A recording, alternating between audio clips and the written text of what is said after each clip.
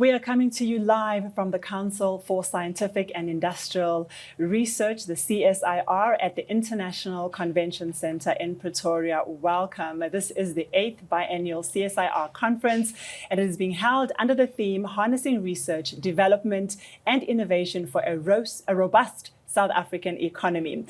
The conference brings together local and international scientific experts, academia and industry leaders, as well as members of the public to discuss how research, development and innovation can be harnessed for a robust South African economy. The CSIR secured more than 100 speakers, addressing over 1,800 audience members over 2 days.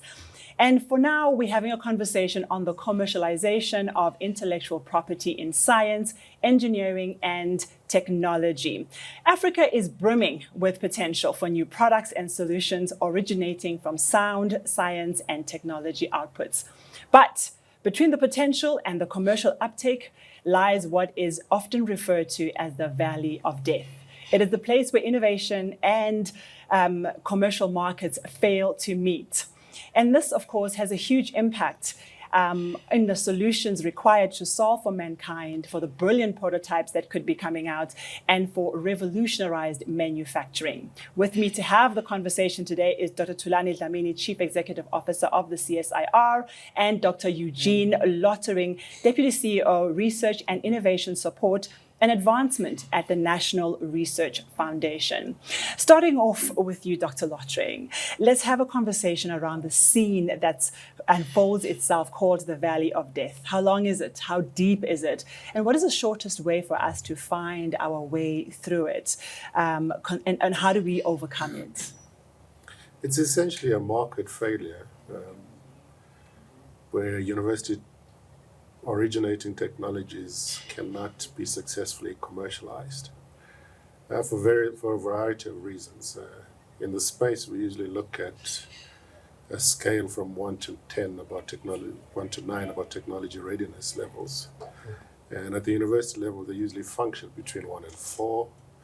And on the commercial scale, on the private sector side, they look at it at the latter side of the scale between 5 and 9, as it were. And somewhere in the middle is this chasm which is created by lack of skills, lack of funding, lack of knowledge of the marketplace, competitive elements, etc. Getting out of it is quite difficult because you have on the one side the university professor whose mission is to conduct research. It's usually research of their own origin, their own ideas. And on the other side is what the market needs, and trying to merge what the market needs and what the professor originates at the university is not always aligned. University professors generally do not have experience around commercialization or business knowledge, for that matter. So the chasm is usually trying to align what originates at the university with the marketplace. And the sets of skills that are required are vastly different. Thank you so much. Dr. Dlamini, is there then a strategy to try and solve for this? How does CSIR come into the picture and play its part? I think to an extent we do, but we're not always successful. I think I must accept that. I think Dr. Lottering spoke to some of the structural impediments that contribute towards this Valley of Death, one of them being the availability of financial resources. I think we know this from experience, that to commercialize a piece of intellectual property is a fairly expensive endeavor. In fact, it costs a lot more, to commercialize than to develop the intellectual property. To give an example, we are investing with a partner in Germany over close to 300 million to commercialize one piece of intellectual property. Now, if we had to look at commercialization opportunity for what sits within the IP portfolio in the National System of Innovation, you can imagine there's a significant amount that we need to invest in this area. In my view, I think that the investment profile in research, development, and innovation in our country is perhaps lopsided. in the sense that most of the financial resources go towards the early stages of technology development. I think what Dr. Lothering spoke to as TRLs level 1 to 4. And not enough is going into 5 to 9. If I look at, what sits within an NSI in terms of what should fund the part of our portfolio that sits between 5 to 9 is what we refer to as the Technology Innovation Agency. Now, if you compare the budget of the Technology Innovation Agency to the budget of the NRF, for instance, which focuses on the 1 to 4, it's an order of magnitude difference. Hence we are struggling with this issue. I would say the NRF budget maybe is about 4 billion or more, 4 to 5 billion, and the TIA budget is maybe 500 million. Okay. Now, therein lies the problem. How do we turn this picture around to ensure that there is sufficient investment that goes into this part of our innovation portfolio that we so need, to drive economic development, to drive job creation, within South Africa. So when we speak about the 1.5% target that we have as a country in terms of growing our percentage of GDP that goes into R&D, in my view, that additional 0.7, 0.8% that we need to add into the investment pot needs to go into this area of TRL levels 5 to 6 to ensure that we can drive more of the commercialization of our intellectual property. As a CSIR, I think we are doing a lot, but the scale is very limited, given the resources that we have available to us. We've got a number of internal programs that are looking at, supporting the commercialization of the intellectual property coming out of our work, but it's at a very low scale. There's work that we are doing now in terms of looking at strategies to improve the pace and the scale that we are able to commercialize intellectual property that Meba can speak to later. I'll come back to that as well and talk about the stakeholders that are part of that process. But if I had to look at the tiers you referred to first, tiers 1 to 4, and you're talking about the output that comes out of that as well, there's a huge challenge there. Is there a way to solve for that? That can really improve the quality of what comes out? Because if the pipe is not bringing out a massive amount of market relevant, industry relevant solutions that are relevant for society, after that, it's also difficult to really solve for what we don't necessarily need or what's not speaking commercial language or economic language for potential funders. So surely there are opportunities there that you've identified. And how do we go about solving for the quality and the type of innovations that come out of the institutions?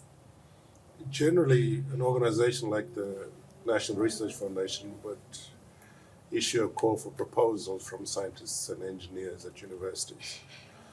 Those are usually curiosity-driven proposals. So they're not necessarily aligned with commercial outcomes. It might be a fantastic idea that a scientist has, which will generate basic knowledge that we might need down the line, but it's not necessarily at a point in time aligned to what the market needs. To align it, Science and Innovation Department will come up with something like the decadal plan, which they have got now in place, which says these are the sectors that we feel that you should be working in over the next 10 years. This is what we determine we will need.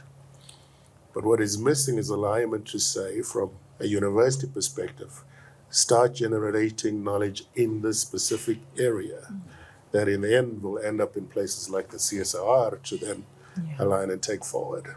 It's very scattered. We're a small country, so everybody can do whatever they want in that particular space.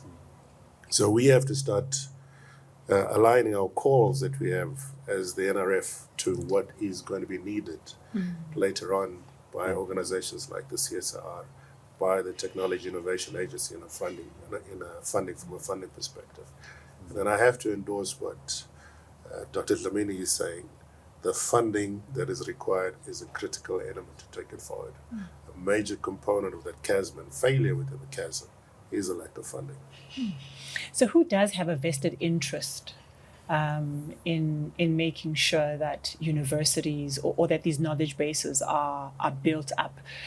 Is it private sector? Is it government? who else can put the pressure, or what is needed to really shift the mindset? I mean, if I look at UJ, and I've been tracking the universities over the years in terms of which ones are evolving in their thinking, I find, for example, in my humble opinion, that UJ has really taken strides to align their output to what businesses actually need. But if I look at the university that I went to, the curriculum is still exactly the same as what it was 5 years, no, I was joking, 20 years ago it wasn't.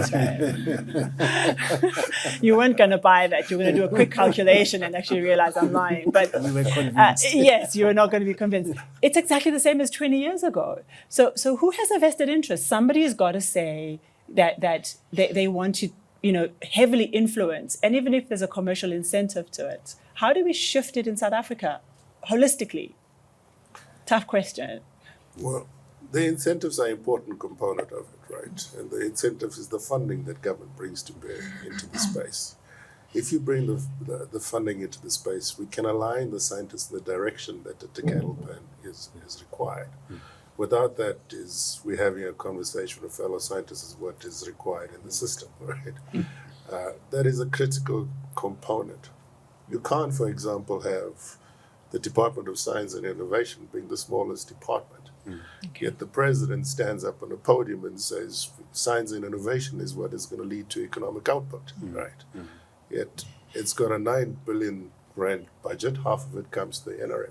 What else is left to take things forward? So you got to back the ideas that you want for economic development with the funding that's required in the system. Please. Maybe just to add to that comment, and I want to perhaps comment on the issue of quality that you raised, and agree with Dr. Lottering. In my view, I don't think that quality is a problem. Okay. I think that, in my humble opinion, we have one of the best minds in the world in this country. I think we've got great scientists in the CSIR and other parts, of the National System of Innovation. I think we've got enough in terms of intellectual property coming out of the system. I think the issue is around unlocking that, and to agree with Dr. Lottering's point, how do we create incentives that will entice particularly the private sector, because we know the state is constrained, to come on board and invest in the commercialization of intellectual property coming out of the NSI. I mean, for instance, the 12J incentive scheme that I understand now has come to an end, discontinued. I think it was a very powerful tool, and it could be redirected, to encourage investment in the commercialization of technology intensive, intellectual property or enterprises. I think that was a very powerful tool. I think it created between 9,000 to 10,000 jobs, and there are a lot of enterprises created as a result of that. I think we need more incentives of this nature, in my view, to tap into this portfolio of intellectual property that we have. And to agree with Dr. Luttering's point earlier about us not functioning as a system, where you have universities on the one hand, you've got science councils in the middle, and then you've got industry, which does the commercial exploitation of intellectual property. I think if we work as a system, an integrated system, I think we'll see a lot more in terms of the pool of IP coming out of universities and science councils that goes into commercial enterprises. I think the work that we do as a CSIR, our mandate is very clear. We're expected to perform directed research and technological innovation. So our work is directed towards, creating an impact. So one would expect that the work that we do is indeed informed by the needs of industry and the needs of society. But yet we still have this problem that we don't see enough of our intellectual property that gets commercially exploited. I always make an argument that if you go to the private sector, because I used to be in the private sector, you don't have an innovation chasm in the private sector, because there is very clear direction, I think, to the point made earlier about my fellow panelists, that if you have a clear strategy that says these are the areas that we wish to pursue, then you channel your energies towards that, and this becomes a much more seamless, effortless exercise. And I think we have a country challenge, right? We need that vision. The vision you're talking about is a country vision. What is the country vision that is set by our presidents to say, here's where we are going, here are the areas we're going to specialize in, and not pay lip service to it necessarily, where you say we have to lead in technology and innovation, but you're not actually backing that. So the conversations to be had is now on our fiscal policies. Which ones, are we able to influence how we unlock policies that really redirect efforts towards innovation and the other sectors we need to focus on. We talk about the 4IR. What are we doing about the fourth industrial revolution? So how do we look at policy, and do we have an opportunity to influence at a policy level? And then also, and I think secondly, when you look at that incentive, that tax incentive, you can't keep on taxing the same people. But again, how do we influence tax structures where people can get incentivized to put their money in the development of the country? Do you have sight of where the opportunities lie to change those fundamental levers? I think there's some progress. We still have to see the results of that. I think the white paper, the latest white paper on science and technology and innovation, as well as the decadal plan that the minister spoke to earlier today, I think the intentions in those two documents are very clear that if we implement those correctly, I think we'll make significant progress in terms of moving in the direction that we're talking about now. I think the creation of an interministerial committee on science, technology, and innovation will ensure that we create this alignment, and that now we have a conversation that happens between science and treasury, for instance, around these issues, which perhaps the platform didn't exist previously to have these kinds of conversations. But I think we still have to see the outcomes of the intentions that sit in all of those documents. But I think in terms of thinking, we are beginning to think, in my view, correctly. And I think if we implement what we wish to achieve, that will certainly move us in the right direction in terms of ensuring that these things are in place. We have to appreciate it does take time, right? When we move around in South Africa, we know we have a lot of challenges. We don't often see that we are actually making progress, not as fast as we'd like to, but the progress is being made. Dr. Lottering, low-hanging fruit, perhaps, that you feel if we tackled, we would be able to, to see a little bit more leaps in progress and in technology? Import substitution. There's a massive opportunity around that. If, for example, you look at in the health sector, the program, the ARV program in South Africa is the largest globally. It's the largest market for it, right? The active pharmaceutical ingredient that goes into the tablet or the capsule that you take as a medicine in the end is the actual medicine in the tablet or the capsule. That constitutes 60 to 70% of the price of the product. We import those raw materials 100% into the country. We've been doing it since we started the ARV program, right? And it's costing us billions of rand going out of the country. There's technology that exists currently that can leapfrog us forward for us to manufacture and get into the manufacturing space ourselves. It will create jobs. It will therefore reduce our trade balance going forward. There are several of these types of opportunities. A few decades back now, 2001, 2008, government had funded the creation of an electric vehicle. More or less at the same time Tesla was starting in the US. There was a fully functioning car called the Joule in South Africa, an electric vehicle. By the time the 2010 World Cup came around, we had an electric vehicle available, but there was no sufficient backing to take it forward at the next level of funding that we are especially talking about. So what's going to happen now? We're going to be importers of those Teslas coming into the country, and again, we are not becoming self-sufficient as a country. We're still going to be in the space where we are appointing technologies. So there are plenty of opportunities and expertise that is available to take these things forward. But there's the funding that is required in this gap to move things forward into the commercial space. And fundamentally, that's what we lack, right? We lack the... I was interviewing one market investor. We lack now the courage as a country to put money and bet on ourselves.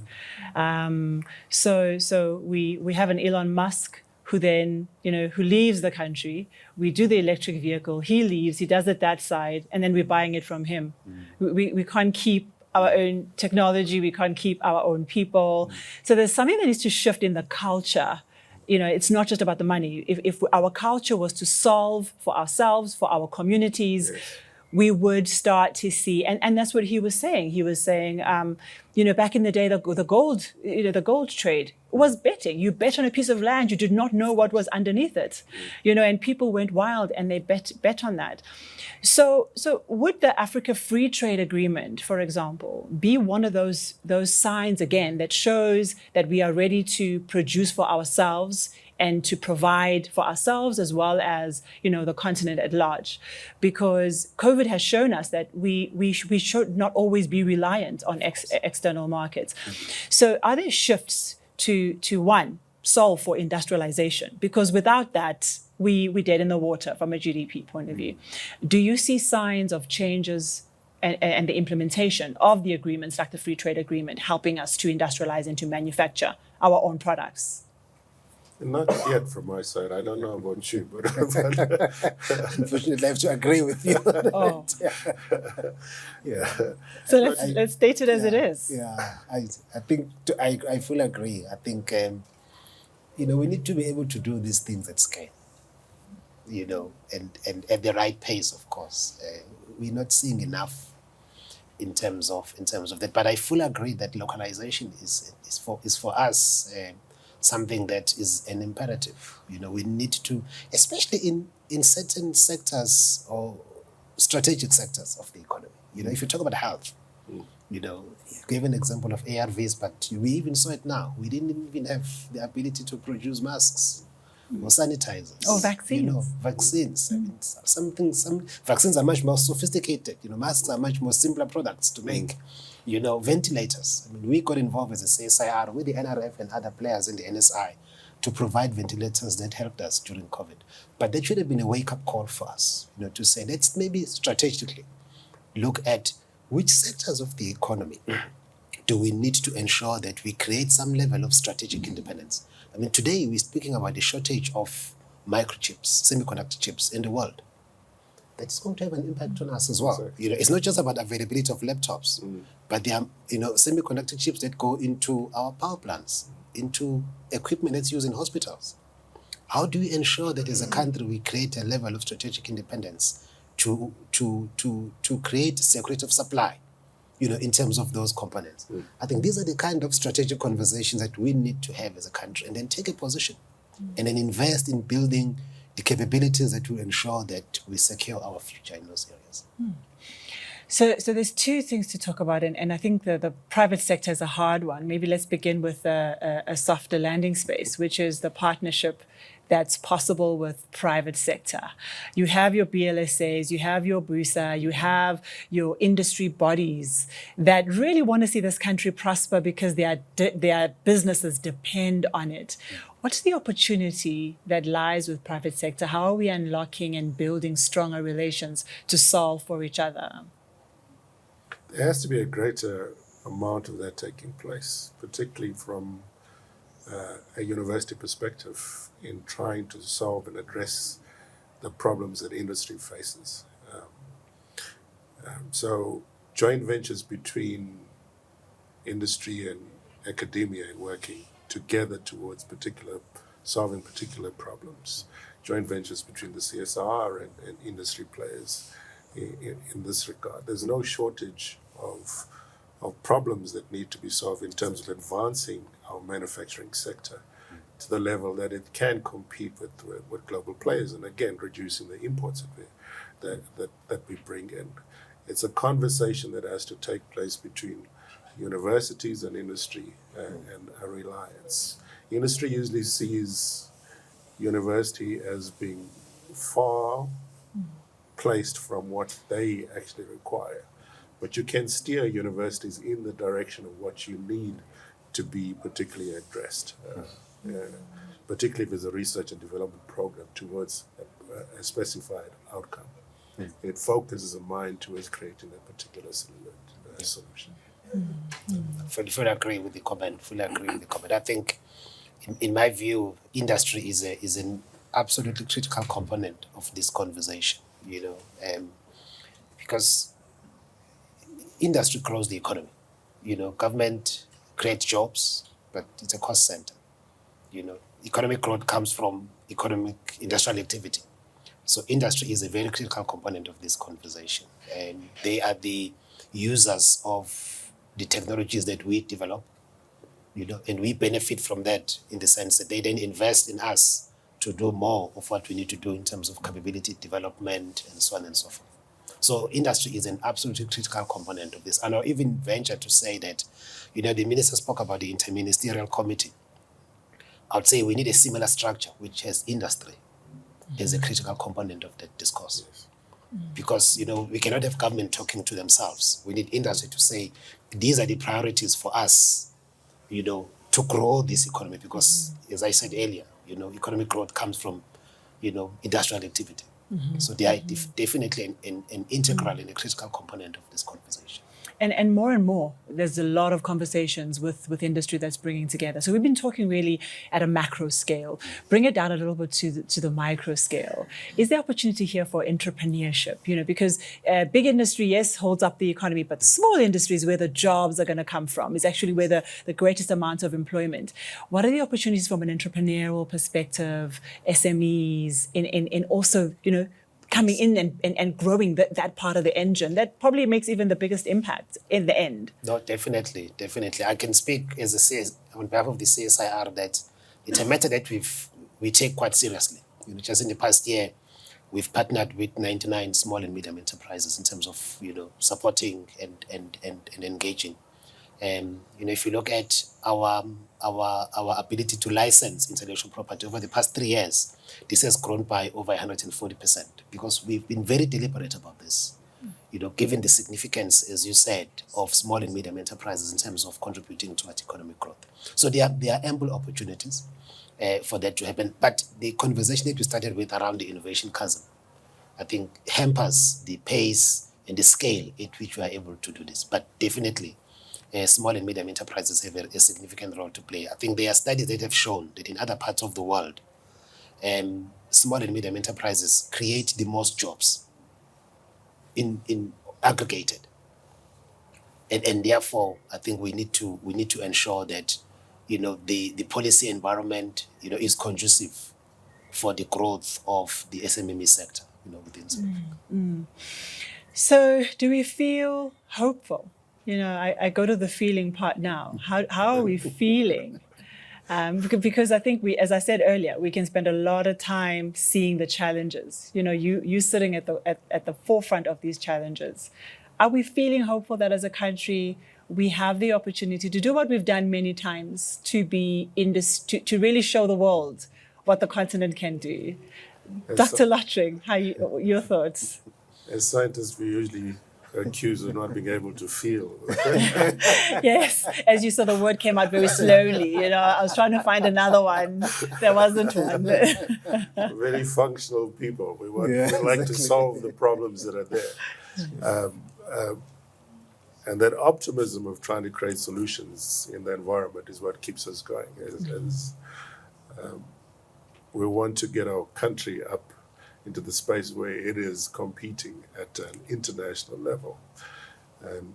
And we go into the science and engineering space because we like solving the challenge of problems that are there. So we see the problems and we see how we can put the solutions in place to drive economic activity in the country. We just need the funding and the backing to do it. So feeling, yes, very optimistic. Yeah. And I think it's two things. It's finding the money and getting the money. There's somebody's responsibility to put the money here. And there you're changing minds and hearts in the right direction. Then there's the finding as well, is how do we self-manage? But Doctor, to you, your thoughts? No, certainly. I think as a scientist and as a researcher, you don't have the option to be pessimistic. I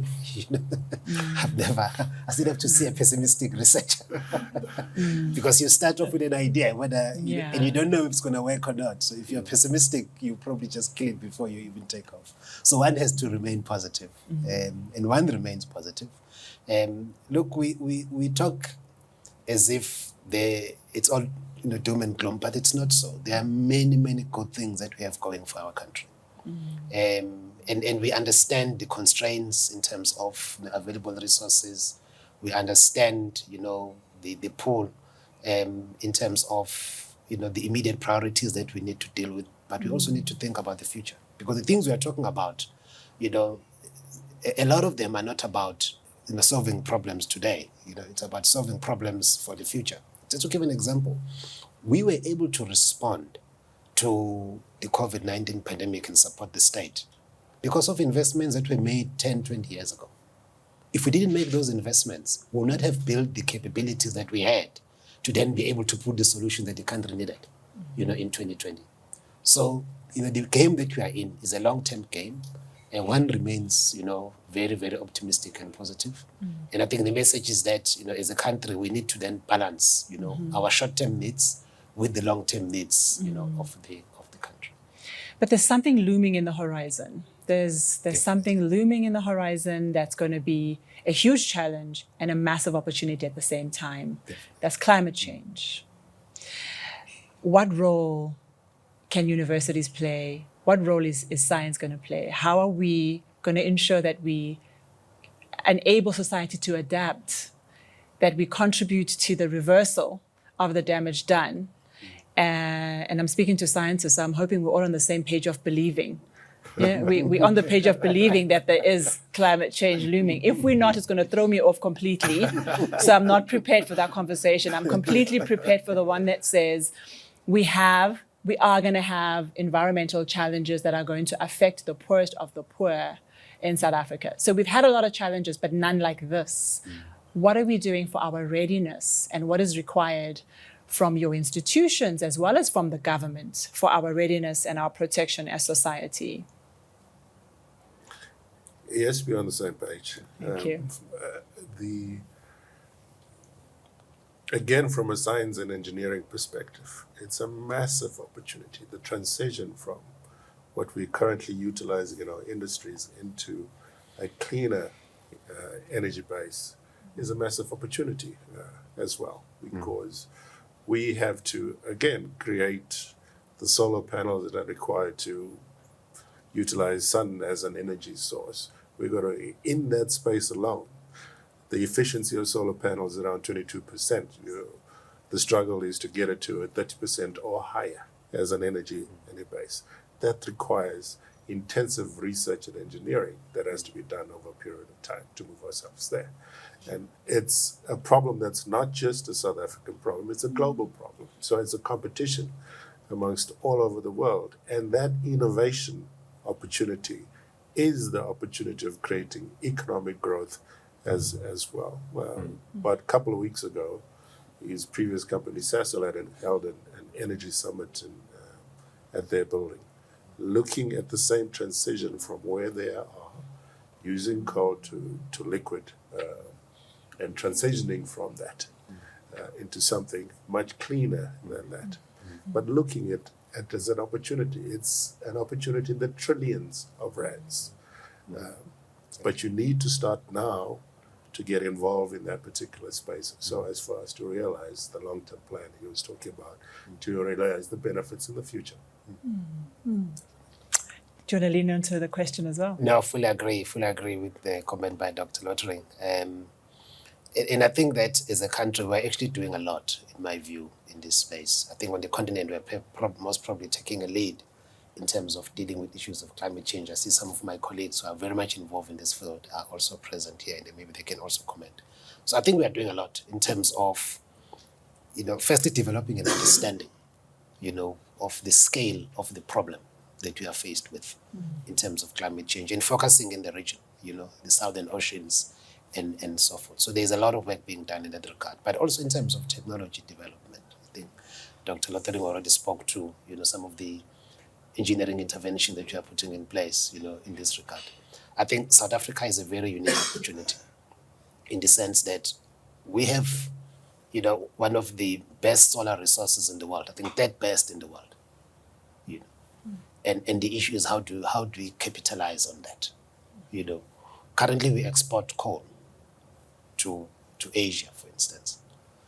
but that opportunity is going to dwindle over time, as more and more countries move towards net zero and decarbonize. Now, our solar resource presents an opportunity for us to export energy in the form of molecules like hydrogen, methanol, and others, using our sun as an energy source to generate those molecules. And that's the conversation that is taking place now. The minister spoke about the hydrogen valley and our hydrogen roadmap as a country. What we need to do now, in my view, is to start to move at the right pace in terms of getting those projects off the ground. I think we talk about a lot of these things, but we must be careful that the window of opportunity is going to close. So we need to start putting, significant investments to see the realization of some of those projects, so that we can start to become a world player, in terms of this transition that we are seeing with regards to energy, for instance. And again, it goes back to the same problem, is that as much as we need to pick up our pace of innovation and research and design, the pipe for the money is squeezed. Even the money allocated from first world countries that are supposed to help the impacted countries, out of which they have mined the coal and utilized for their development, and those countries have not been able to develop at the pace that allows them to be safe with the upcoming challenge. So the cry and the demand for money to be released so that this is actually done has to be increased substantially. Exactly. What is our voice in this? How are we trying to ensure that we get the piece of that? Do we also have FDIs coming into the space? Do we have the institutions rallying and making available funding to enable it? In my view, a number of these projects don't even need to be funded by the state. These can be purely commercial projects. I think the state needs to ensure that the policy environment allows for this to happen. Because I think if we are dependent on the state to invest in these projects, I think it will be very difficult, given all the other priorities. I think we need to create an environment which will be attractive for private investors to invest in these projects. I think the announcement around the increase in terms of solar power generation, for instance, and feeding into the grid, has attracted a lot of private sector investment in terms of investing in solar energy generation for the country, which of course benefits the country in the long term with regards to energy security. I think the same thing also needs to happen in terms of the hydrogen economy. I think the state needs to provide the correct policy environment, and then private sector must come in and play their part with regards to getting those projects off the ground. And this speaks to letting private sector play their part, which is probably policy and governance and probably the high-level infrastructure, and letting private sector and institutions play the role of designing and innovating and creating that market space. But we're not there. We're not there, right? We still have a state that sort of wants to do everything.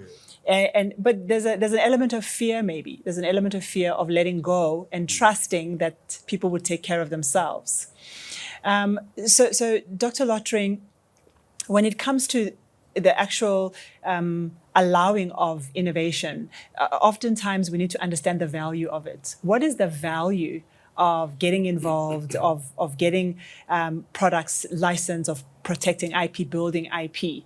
What is the potential? Give us some really good examples that can inspire further need or want for innovation and research to play its part effectively. I think government tends to make an investment, as is its space, in the public good that can be generated out of universities. So part of that is developing an innovation, which is essentially an economic opportunity that somebody has to take forward. What is missing is usually the entrepreneurs who can take the technology that we develop at universities, even at science councils, to move things forward. Entrepreneurship skills requires quite a bit of knowledge of the sector that you want to be involved in. and the ability to access funding and resources that will take the thing forward. You have to lead it forward. The market is a competitive space, so you have to know what is going on in the market. You've got to know who your competitors are. You've got to know what your pricing. You know how you're going to position yourself. You've got to know what your strategy is going to be to take that product forward. That's entrepreneur. You can't expect the university scientist to run. It's very rare that you find university scientists that can be able to take the technology from the lab desk right into the space. But that once you can put an ecosystem that can take technologies from university into the commercial space, it then creates the economic benefits that we all are looking for and driving. It creates an enterprise that can be established, you start employing people, and it can compete and grow. That is the full value proposition from the innovation space. Elon Musk says, again, we go back to his example because he's on the news all the time, the new goal is lithium, right? We've got plenty of lithium in the SADC region ourselves, right? So we've got the means to put the batteries in place that are required for the vehicles of the future, for the cell phones that we use, etc., right? But the technology development requires funding. In the early stage of the technology development, the private sector is not going to come in, and entrepreneur is not going to come in, because nobody is going to fund it from a banking perspective or private equity perspective. You've got to move the technology to a point where it's commercially ready, where the proof of concept has been validated. Then somebody takes it up and says, perhaps maybe we should operationalize this and put it in the commercial space. It's about handing over the baton. Yes, it Literally, is. you've run the first race. It is a relay race. So how do you hand over that baton? And I can imagine it should be easier now if we think about technology, if we think about how people communicate. There's so many platforms where people do, research and they go out and they have a look. But it's also about where do we grow that type of an entrepreneur? Where do we find that type of an entrepreneur that can find these type of solutions, get attached to them and be willing to take that next journey to commercializing it. And then you have the industrial development zones, for example, that could nurture something of that nature. But these are huge opportunities. I mean, I didn't even realize how much opportunity there was in batteries, for example. We haven't even talked about that for our energy needs. How do we lift the lid and create that awareness? I feel embarrassed. I found out only the other day how big a role batteries play. If only we knew how to put it into our homes and utilize it. Why are we, I don't want to use the word ignorant, but we just don't know where and how do we lift the lid so that content is easily available and hopefully finds the next person to hand the baton over to. No, I think the issue of the public understanding of science is an important issue. And we have a role to play as CSIR, and we do our part to the extent that we can. But I think there's more that can be done, in my view, in that regard. I think if you talk about the issue of batteries, there's a lot of work that is being done in the country around that.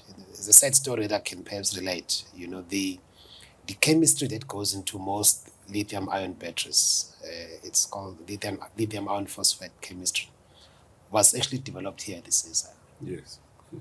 By a gentleman called Mike Thackeray. Unfortunately, as a country, we did not benefit from that, in terms of royalties coming out of the commercialization of that intellectual property. The program was stopped in the 90s for whatever reason, and we lost the capabilities that we had in terms of human resource and so forth. And I think if we had continued with that kind of research, I think South Africa will be perhaps amongst the leading countries in terms of lithium-ion battery technologies. It's a missed opportunity for the country, so it's a bit of a sad story. But I think there's still an opportunity. I mean, as Dr. Lothering indicated, we hold the key ingredient. We have the mineral that goes into lithium-ion batteries, and we can use that to our advantage, as a country, as opposed to just mining it and sending it to other parts of the world. Which is what we do now. How do we create some kind of strategic position for ourselves, given the fact that we've got access to this? You know, so there are other materials that go into this, like manganese, for instance. You know, we've got the reserves here, but how do we position ourselves strategically? You know, so that we can get benefit, I think, from the fact that we have, you know, access to these key ingredients. But the point that you raise around public awareness, public understanding of science is an important issue. I don't think that you'll reach a point where you can say, I've done enough. You know, it's an exercise that you have to continuously invest in terms of creating the understanding. This conference, for instance, is in a way trying to contribute towards the public understanding of science. You know, the fact that it's open to the general public, it's not just scientists speaking to themselves, you know, but we're trying to reach the broader public in terms of this kind of engagement. Mm-hmm. So, and I think those sad stories need to teach us something. But I want to go back to my timeline of what's happened in South Africa and really pinpoint what was happening at that point that made us lose, you know. But we're trying not to have a political conversation. We're trying to have a science conversation. So I'll reserve that for another panel. So we're at a point now where we're really having this conversation around harnessing research, development, and looking at innovation for South Africa. What is the one thing you wish your stakeholders to walk away with out of having attended or having watched some of the conversations? Dr. Lotche. I would say to our government that back your people. We can provide solutions to the problems at hand. There's a significant amount of funding required beyond the fundamental research that is being done now on the applied side leading towards the innovation. Back your people. Back your people. Back your people. Yeah, and back off if you're not backing your people. I'm not going to say who must back off, but... And to you, Doctor, your closing comments. I think for me, perhaps what we hope to achieve out of this engagement is to demonstrate the level of excellence that this country has. We often, you know, focus on the bad news, and there's a lot of bad news, you know, stories that we can talk about. But there's also a lot of good things happening.